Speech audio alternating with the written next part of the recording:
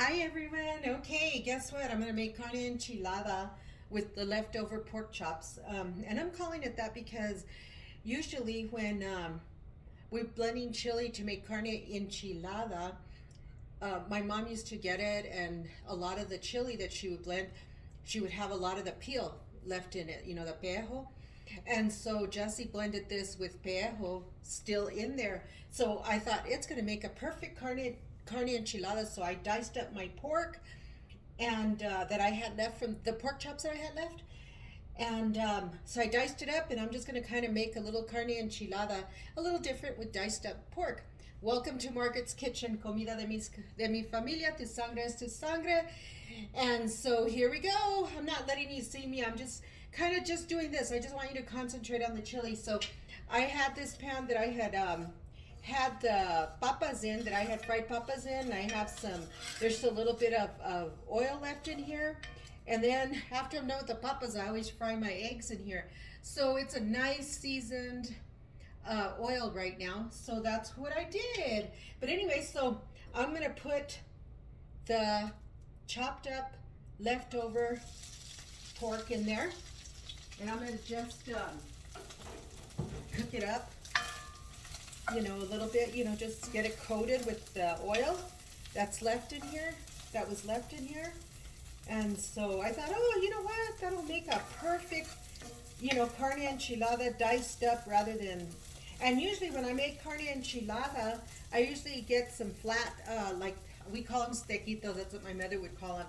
When after you had a matanza, she would get a bunch of the pork steak, and she'd make steaks out of the pork, and real thin, and then she would dip the pork into the chili, the blended chili that still had like pejo. It wasn't 100% blended. And then she would dip it, and then she would hang it out to dry. And then after it dried to her liking, then she would put it in the oven and cook it up for us. So this is a little different, and I'm gonna call it diced up carne enchilada because I had it left over, so I thought that was cool. And the chili that Mr. blended is just like the chili I use for the carne enchilada that I would use for it. So anyways, welcome again to Margaret's Kitchen. Don't forget to continue to be nice, people. Thank you, and thank you for the prayers. I appreciate it so very much. Anyways, if you haven't ordered my authentic New Mexico cookbook, Comidas de mi Familia, you can order it on nmcookbookmariabaca.com. www.nmcookbookmariabaca.com. Look at, see, and I'm just heating that up a little bit with all the oil just to coat it. And so this is going to be perfect for breakfast, for dinner, with some nice tortillas and stuff. So anyways, I'm going to put about a tablespoon, a little less of flour, because I still want to give it a thickness, but not too thick. So that's a tablespoon. And then I'm going to mix it around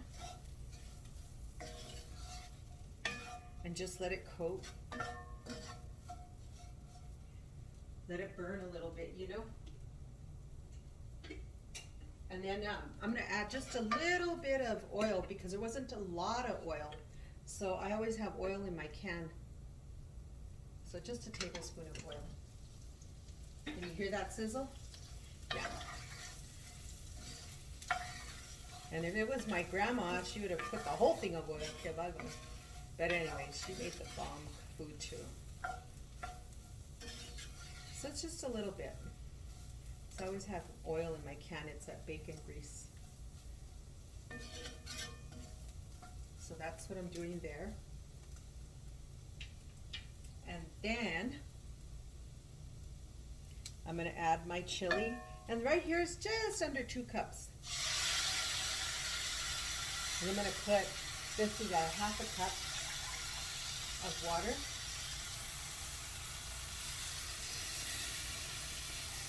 Ooh, yummo.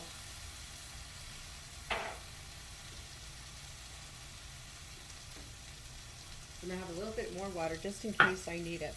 Then I'm going to add my salt. I didn't put all of it, so the garlic, I will use all of it. And that's a good heaping teaspoon of garlic. See? Oh my God.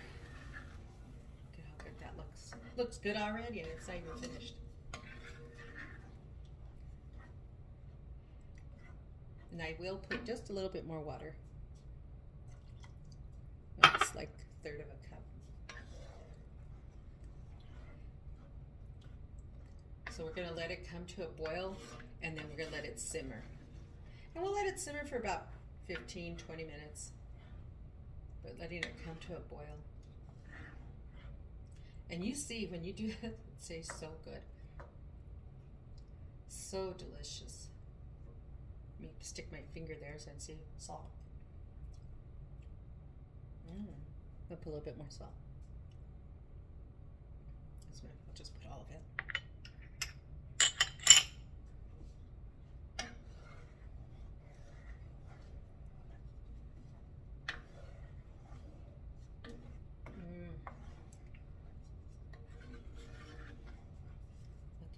And then, and then you cut up all your old, the pork that you had left over from your previous meal.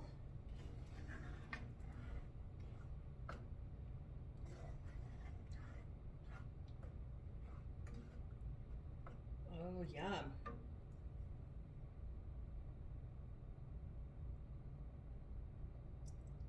Now that's cool. So remember, you guys, give me a thumbs up.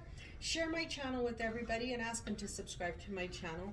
I know you have to be watching a little bit of commercials and stuff, but it's okay, you can watch it for a second and I guess you could skip over them, I don't know. And so anyways, but look at this. Oh, look at how good this is coming out. This is my Ireland's favorite. She loves red chili.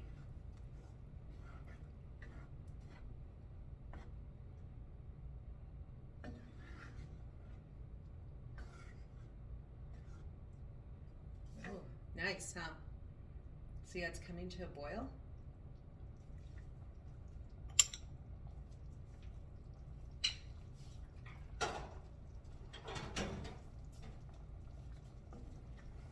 That's one thing in the cast iron. Oh my God, I don't know what it is, but cast iron cooking is amazing. It's like cooking in the cazuelas in my clay pots.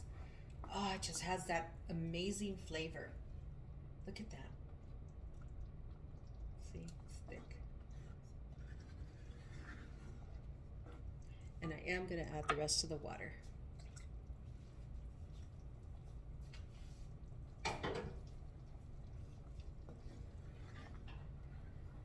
I want it thick, but I don't want it overly thick.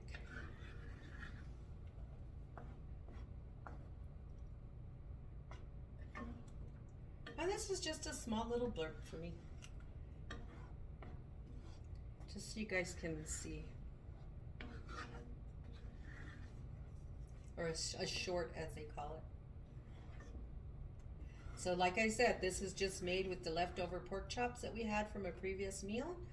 And I used my cast iron skillet that I had fried my papas in, my potatoes, and fried my eggs in because it still had oil in it. I added just a tad more oil into it, and I added my meat, let it coat a little bit, start to warm up in that pan to get all that flavor. And then I added a tablespoon of flour to make like a roux. Then I added 2 cups of my red blended New Mexico red chili. And this one is the one hubby blended, so it has pejo and stuff in it, a little tiny pieces.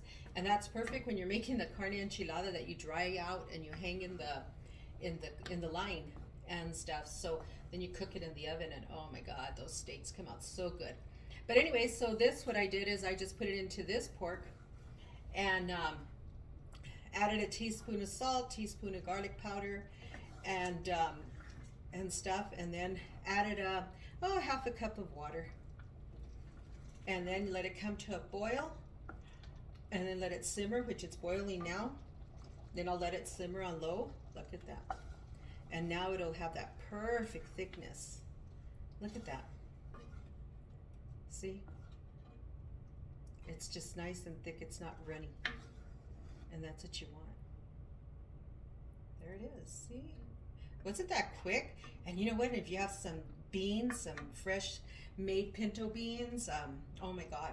And then get a scoop of this, pour it into your bowl of beans with some fresh tortillas, y ahí estamos. It's ready to go. Bueno, todos, buen provecho. Thank you all, y adios, and I'll talk to you soon. Don't forget to do your squats. Don't forget to give me a thumbs up. And subscribe to my kitchen, Margaret's Kitchen, NM, New Mexico. NM stands for New Mexico. And so, thank you all. Oh my God, this tastes so delicious. If I wouldn't have eaten earlier, I would have already been eating this one. But it is so delicious. Let me get a little taste, make sure the salt's all there. And then, look. Oh my God. Oh my God. This is delicious. Yummo. Nice. Okay, you guys. Talk to you later. Bye.